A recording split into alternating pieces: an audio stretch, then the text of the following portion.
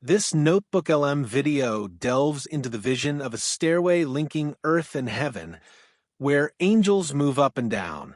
Over the centuries, this powerful image has been seen as a bridge between humanity and the divine, a prophecy realized in Christ, and a mystical guide for the soul's journey upward.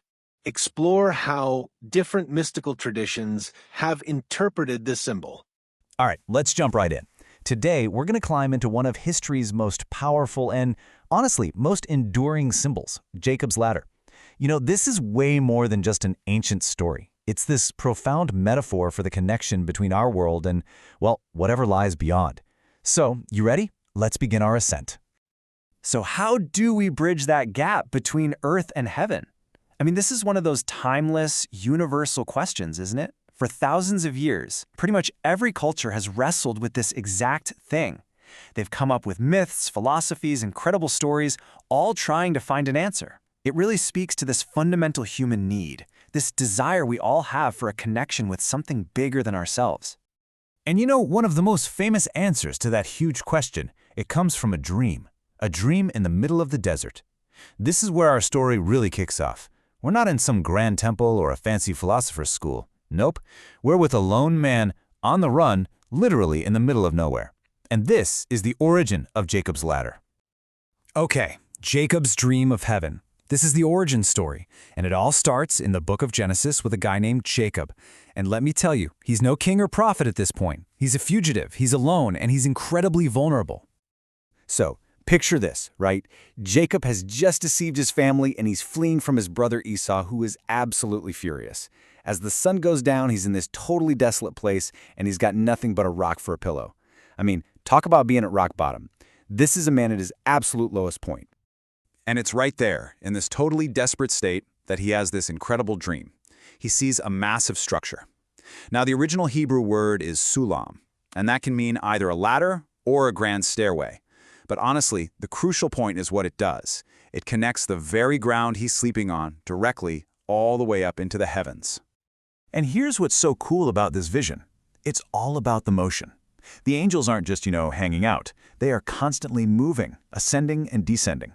So this isn't some static monument. It's a dynamic, living channel of communication. Think of it like a cosmic superhighway between the divine and the earthly. And right at the top of this stairway, God is standing there, and he speaks directly to Jacob. Now, you'd think Jacob would be in for it, right? Considering what he's done, but instead of punishment, God offers him a promise, a covenant, a promise of land, descendants, and divine protection. It's this incredible act of grace, given to a guy who probably feels like he's the last person on earth who deserves it. So when Jacob wakes up, he is absolutely terrified. I mean, these are his own words from the text. He's filled with this feeling the philosophers call mysterium tremendum. It's this mind-blowing mix of awe and fear. He suddenly gets it. He hasn't just stumbled upon some random spot in the desert. No way. He's found a nexus point. This is the house of God, and this is the gate of heaven. Okay, so that's the origin story, but the real, lasting power of Jacob's ladder, it's all in the symbolism. Let's start unpacking how this one simple image has been seen and interpreted across centuries and all these different cultures. So it turns out that across different traditions, the ladder has been seen through three main lenses. You've got the Christian view, where it's a mediator. Then there's the ascetic view, seeing it as a moral climb. And finally, the Gnostic view, which sees it as an inner path. Let's break each one of those down, shall we? Okay, so in Christian theology, this quote from the Gospel of John is absolutely key. Jesus directly calls back to Jacob's vision, but he adds this massive twist. He basically says, "You'll see the angels ascending and descending on me." He's positioning himself as the ladder. The whole idea is that he is the one and only mediator, the living, breathing connection that bridges that gap between humanity and God. Now, for the early monks and mystics, the ascetics, they saw the ladder as a perfect metaphor for the spiritual journey. For them, each rung on that ladder represented a specific virtue you had to master. Things like humility, patience, charity, you name it. The path to spiritual purification, to perfection, was this gradual, deliberate, step-by-step climb. The Gnostics, though, they took a completely different approach. They basically turned the ladder inward. For them, the ladder isn't out there somewhere, it's a map of our own consciousness. So the climb isn't physical at all. It's a journey of self-discovery, of reaching what they called gnosis, this special, deep kind of divine knowledge. It's all about waking up from the illusion of the material world and remembering your true, divine origin. All right, grace versus pride. To really get what makes Jacob's ladder so unique, it helps a ton to compare it with another super famous structure from the Bible. This contrast is it's perfect. It makes the core message crystal clear. Okay, just look at this comparison. On one side, you've got Jacob's ladder.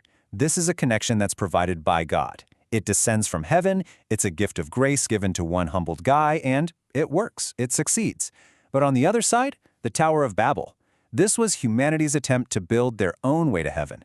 It was a project of collective ego, of pride, and as we all know, it fails, spectacularly. The difference couldn't be more stark, right? Grace versus pride. So, this brings us to the big question. What does any of this mean for us, right here, right now? This is where this ancient symbol stops being just a myth and becomes a really powerful, really personal metaphor for our own journeys. Listen to this quote from the mystical tradition, because it just brings it all home. The ladder to the kingdom of heaven is hidden deep within you. Dive down deep into your soul, and you will discover the steps with which to ascend. Wow. What it's saying is that the whole toolkit for growth, for connection, for transcendence, it's not something you have to go find. It's already part of your internal landscape. The journey isn't out there somewhere, it's in here. And really, that's the ultimate takeaway. It doesn't matter if you see this as a religious symbol or, a psychological archetype. Jacob's ladder is this incredibly powerful metaphor for hope and for transformation. It's a reminder that even when you're at your absolute lowest point, when you're sleeping on a rock, a path to something greater can suddenly be revealed to you. So this ancient story leaves us with a pretty personal question to think about. If the journey of ascent is really our own, what are the rungs on your ladder? What are the virtues you need to cultivate, the insights you need to gain, or the challenges you need to overcome to reach a higher state of being? It's something to chew on. Thanks so much for joining me on this exploration of Jacob's ladder.